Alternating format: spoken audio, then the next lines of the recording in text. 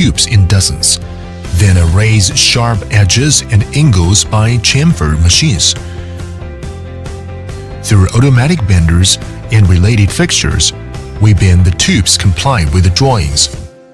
Then by using specialized punching machine, we punch holes on the bended tubes and cut notches to enhance the welding effect. For a loom frame, we use argon welding to intensify the welding strength.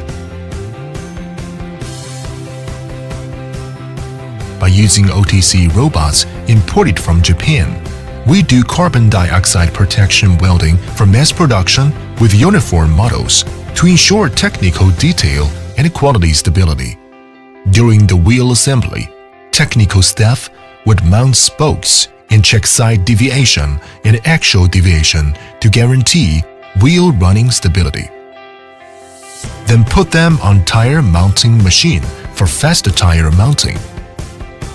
On the assembly line, our workers will finish 10 procedures: handle, armrest, footrest,